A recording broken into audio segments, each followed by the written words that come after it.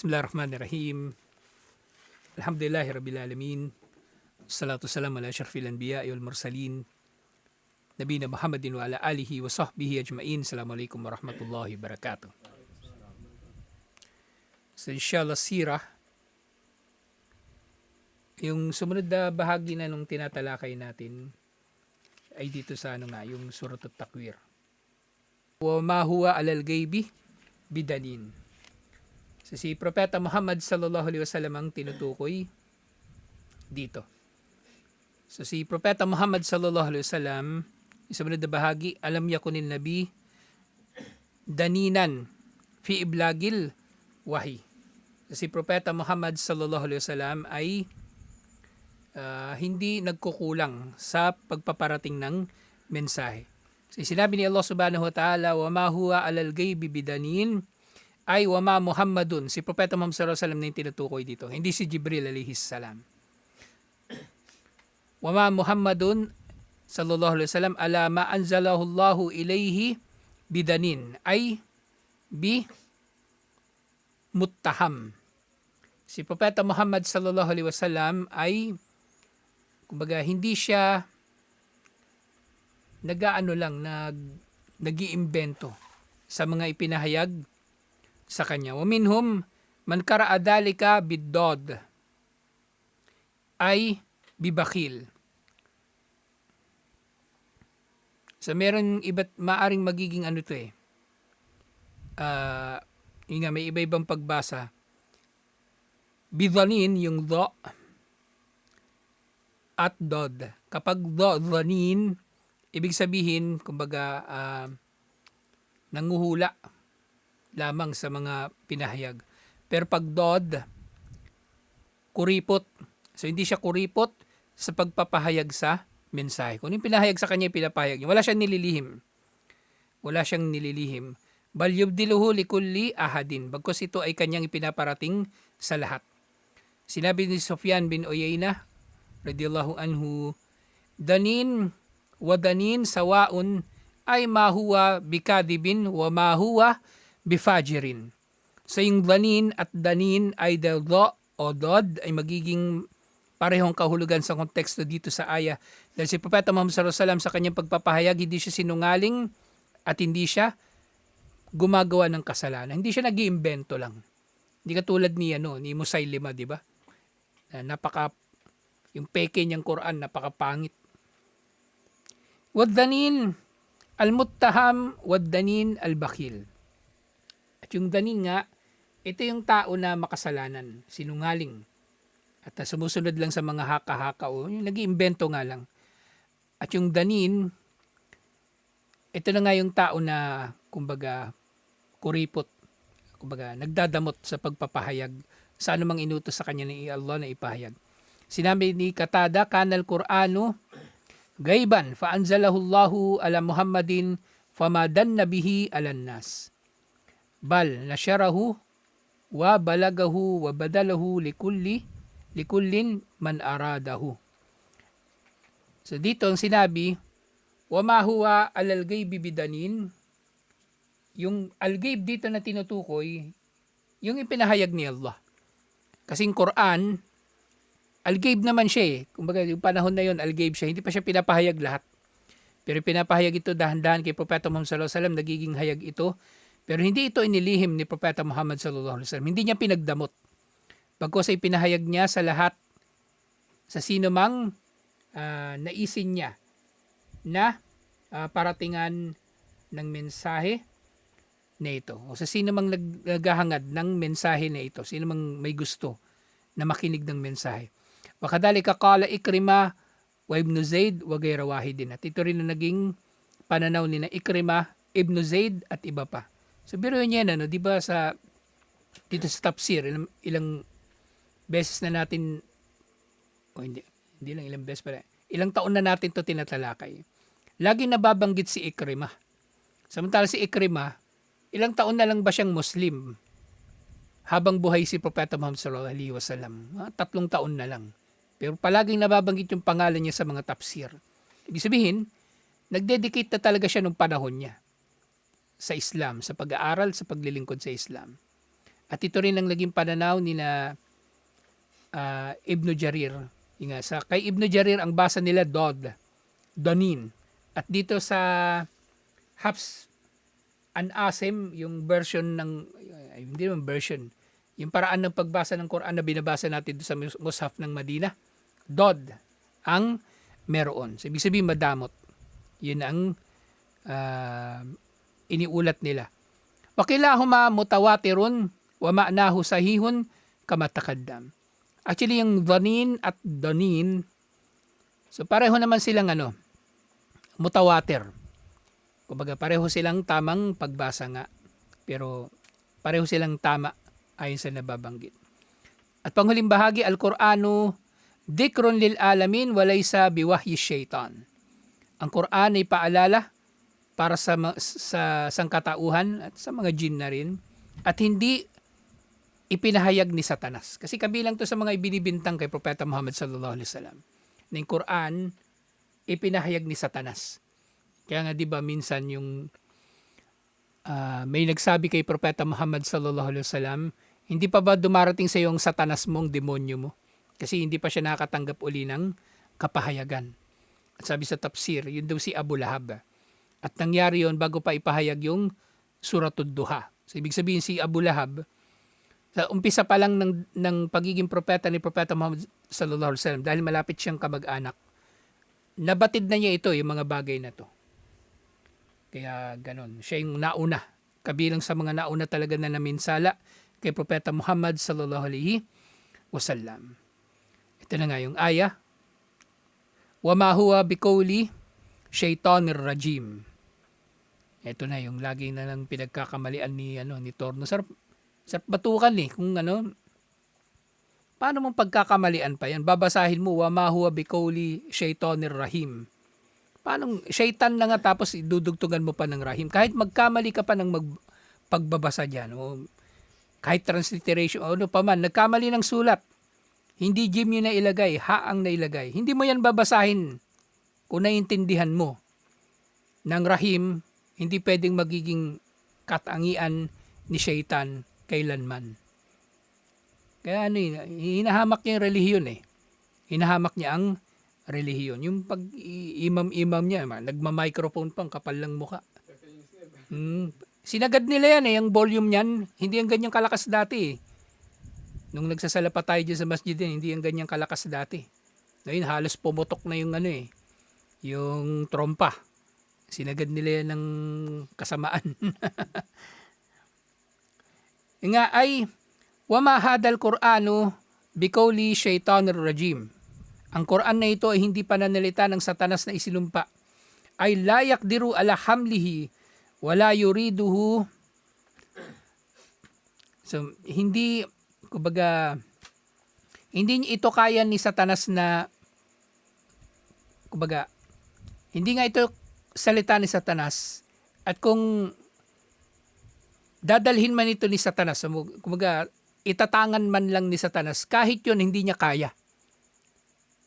Satanas re-recite niya yung Quran, sa kahulugan nito hindi niya kaya. Wala yuridu, hindi niya ito gusto. Wala yan bagilahu, at hindi ito marapat sa kanya na magsasalita, magpapahayag ng Quran. So yun katulad doon sa sinabi ni Allah. Ano bang aya ito? So doon sa chapter 26. Wa ma nazzalat bihi syayatin. So ang Quran daw nito ay hindi pinahayag ng mga demonyo. Wa ma yanbaghi lahum wa ma yastati'un. Hindi ito marapat sa kanila at hindi nila ito kaya na magpahayag ng Quran. Innahum anis sam'i lama'zulun. Tunay na ang mga demonyo ay pinigilan na marinig ang Quran.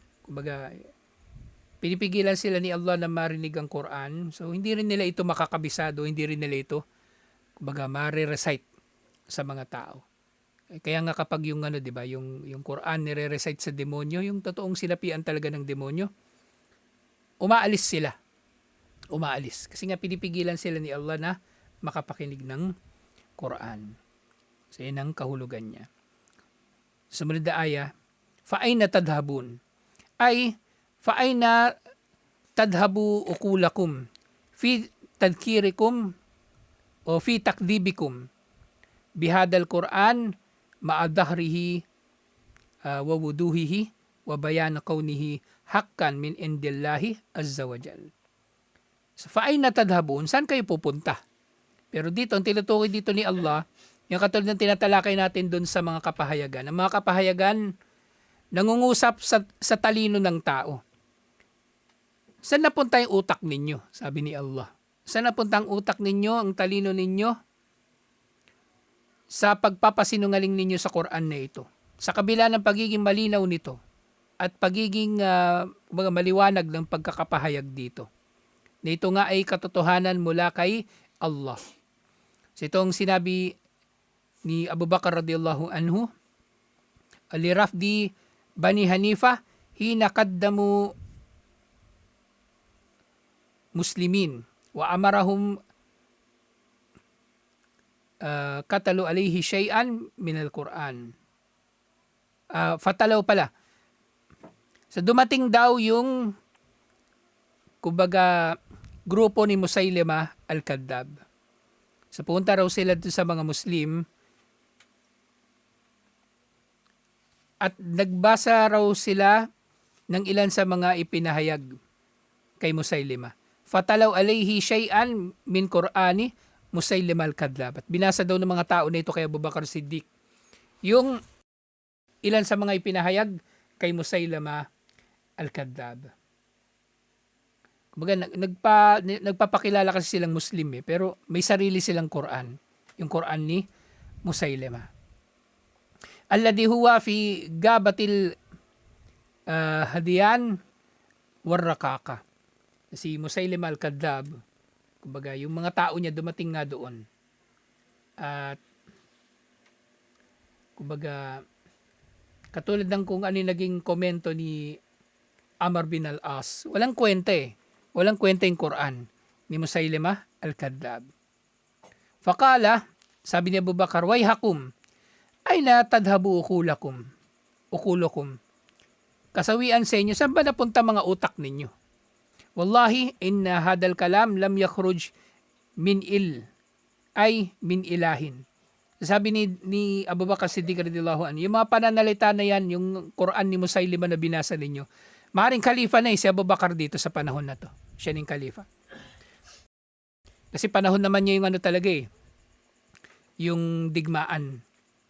Yung malaking digmaan. Ang salita na yan, hindi yan maaaring manggagaling sa Diyos. O tinutukoy niya kay Allah. Hindi yung salita ng Diyos yung sinasabi ninyo. Kasi napakapangit yung Quran ni Musaylima. Napakapangit. Fa'ayna tadhabun, sabi ni Qatada, ang kahulugan din nito ay an kitabillahi wa an ta'atihi. Fa'ayna tadhabun, saan kayo pupunta? Saan kayo tatakas? Palayo mula sa aklat ni Allah at palayo sa pagsunod sa Kanya. Wala kang ibang pupuntahan. In huwa illa dhikrun lil alamin. Pagkus ito, ang Quran ay paalala para sa lahat ng mga nilikha. Ay hadal Quran dhikrun li jami'in nasi yatadakkaruna bihi wa yata'adlun. Ng Quran ay paalala sa lahat ng tao na napapaalalahanan sila at napapangaralan sa pamagitan nito. Liman sya amin kumayastakim ay man arada al-hidayah fa alayhi bihadal Quran fa innahu munjatun lahu wa hidayatun. Sino man daw ang naghahangad, yung liman siya amin ko may istakim, sino man sa inyo ang naghahangad na magpakamatuwid, sino man ang naghahangad nga ng gabay, marapat sa kanya na panghawakan ng Quran na ito. Dahil ang Quran na ito ang magliligtas sa kanya at ito maggagabay sa kanya. Wala hidayata fi masawa.